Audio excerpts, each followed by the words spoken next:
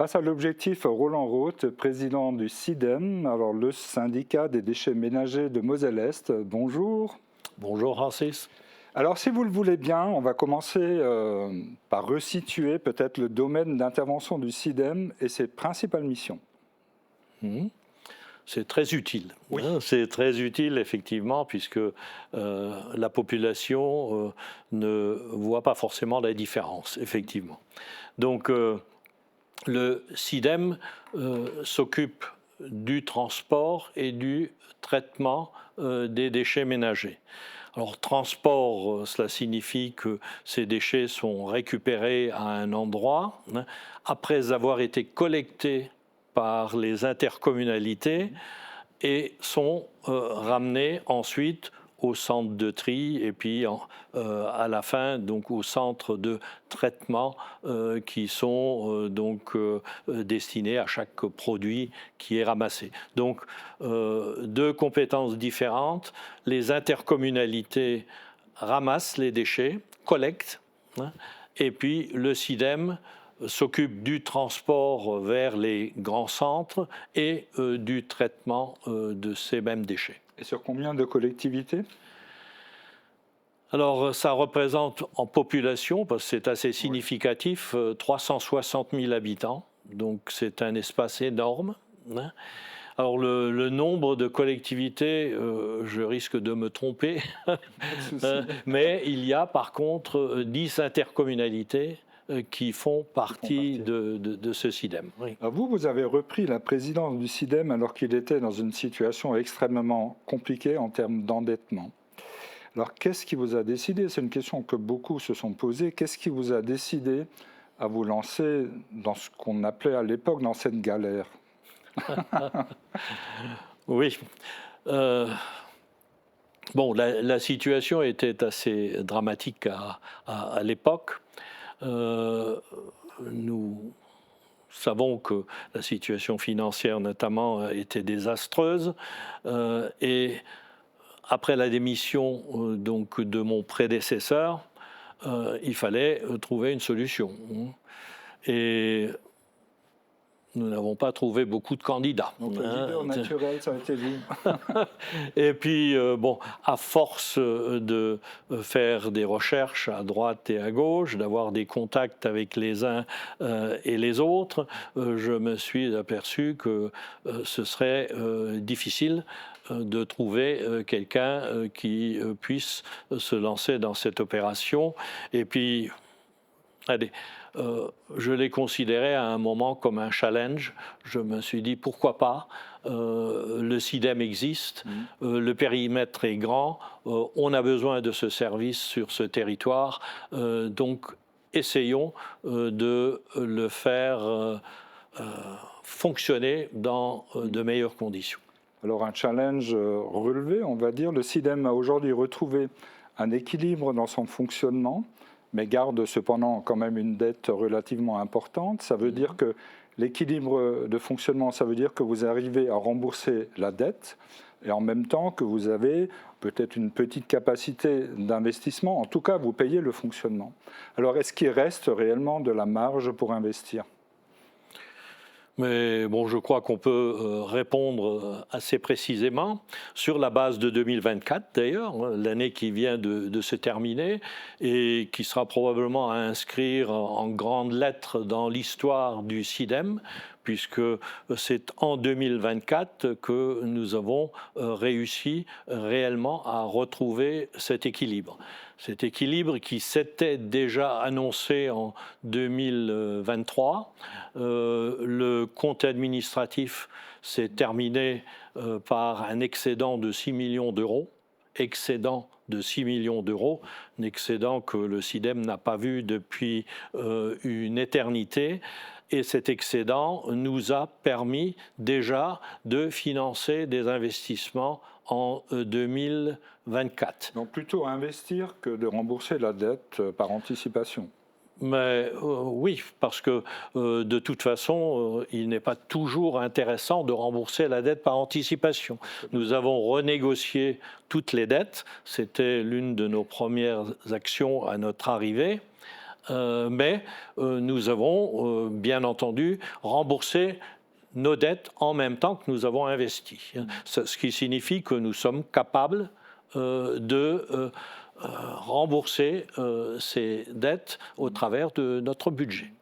Alors c'est quoi la grande stratégie d'investissement pour le futur? Les grands dossiers prévus?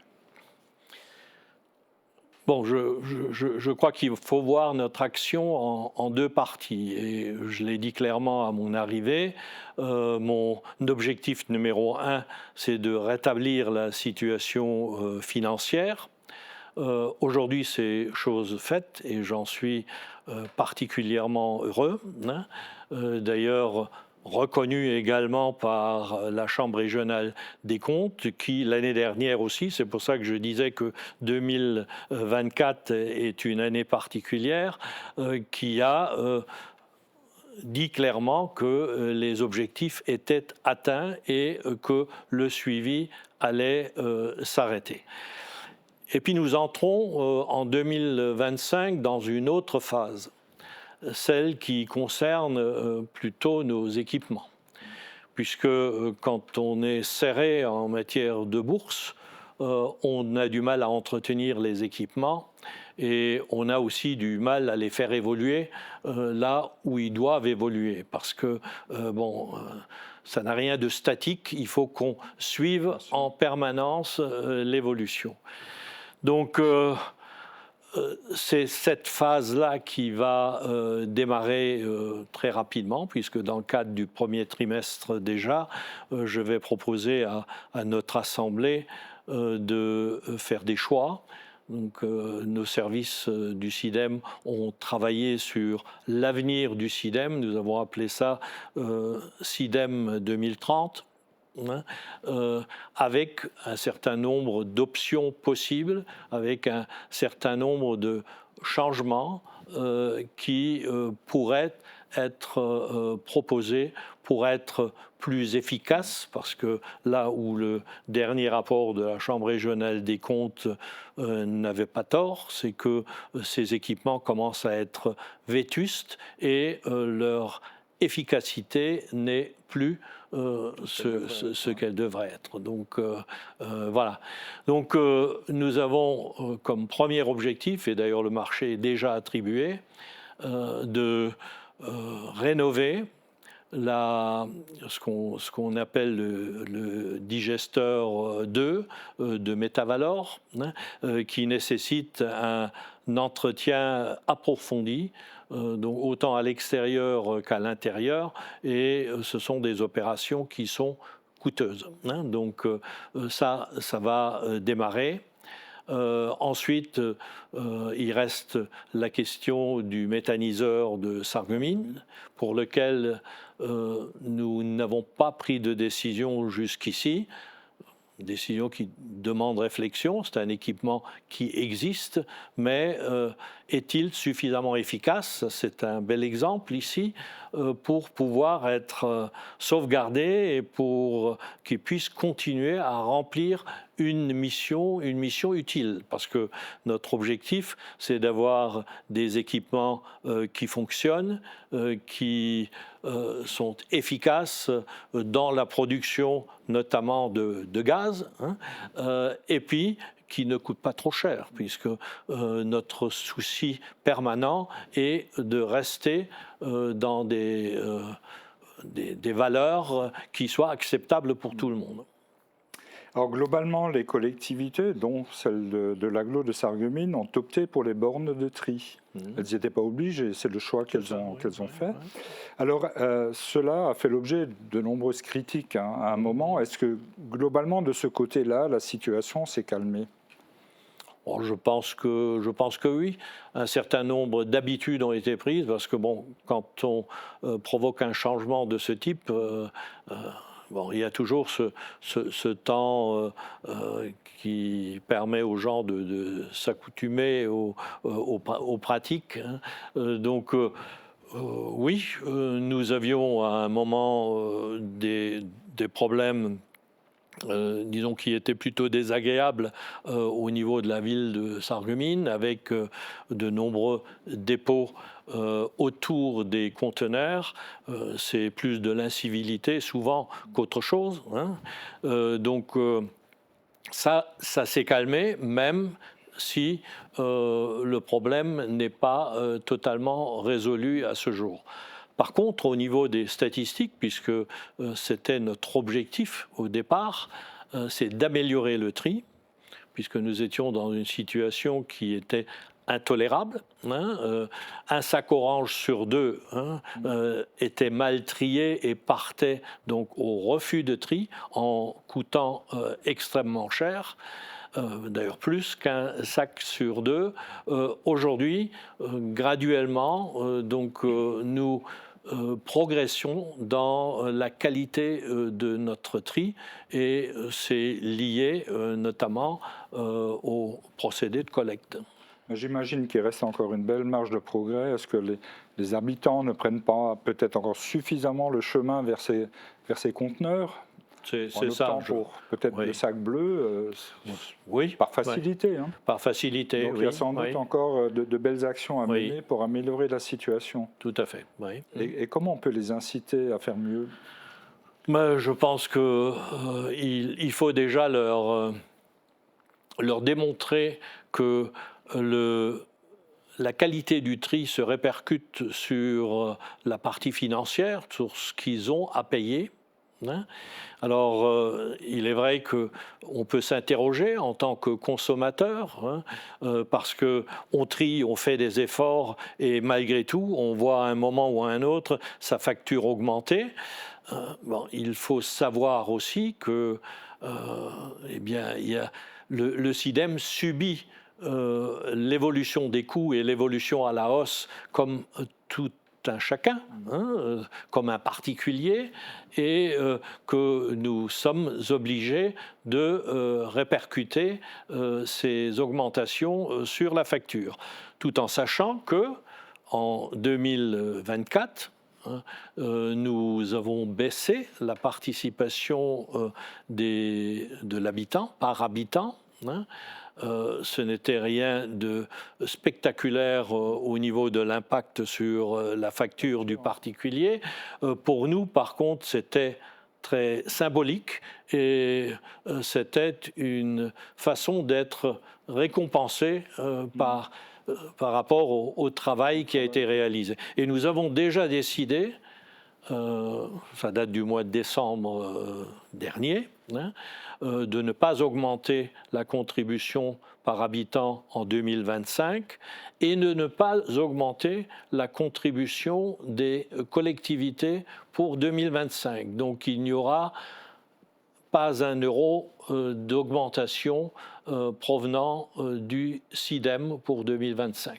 Bon, on va quand même expliquer un tout petit peu. Donc, quand arrive notre taxe foncière, on a une colonne ordures ménagères, donc ce n'est pas une facture qu'on reçoit à la maison, donc c'est une taxe.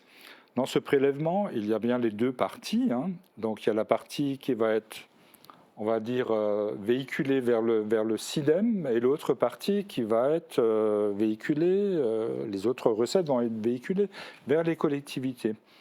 À l'heure actuelle, quelle est en pourcentage la balance, elle est comment entre collectivités, c'est-à-dire la collecte et le traitement?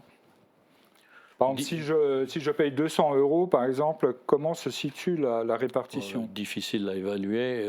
Ça dépend de la façon dont les intercos, par exemple, collectent les déchets, puisque les collectes sont plus ou moins coûteuses suivant la pratique. Hein.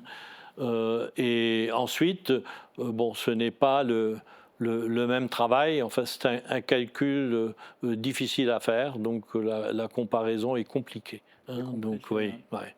Elle est compliquée. Il faut simplement que les gens sachent que finalement, en taxes par exemple, hein, c'est la collectivité qui collecte, qui fixe les taux.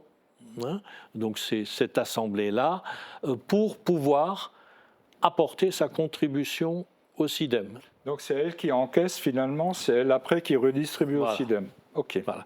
Donc cette redistribution, c'est ce que je disais avant, ne bougera pas en 2025 par rapport à 2024. Maintenant, si la collectivité a des soucis de financement de sa collecte, ça ne l'empêche pas d'augmenter pour pouvoir répondre à cette demande-là.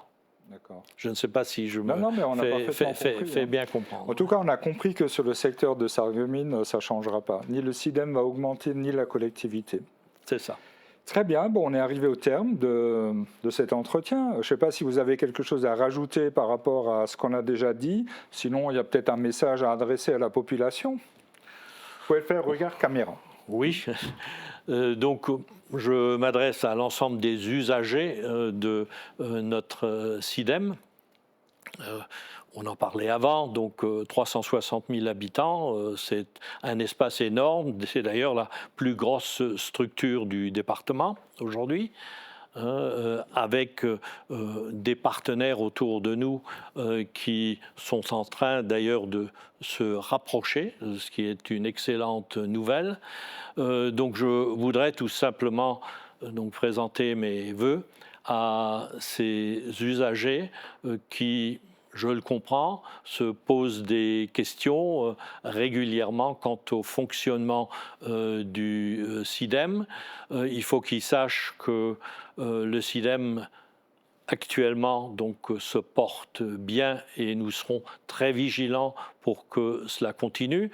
Quand je dis il se porte bien, c'est par rapport à une situation qui était très nettement dégradée, et nous allons être amenés à revoir notre façon de fonctionner. C'est notre mission pour 2025. J'espère que ces usagers vont suivre cette réflexion. Il faudra leur apporter les informations utiles et nécessaires pour qu'ils puissent se faire une idée. Et puis, globalement, dans leur vie quotidienne. Donc, je présente mes meilleurs vœux à chacun et à chacune, que cette nouvelle année vous garde en bonne santé et vous apporte le bonheur et la satisfaction que vous recherchez au quotidien.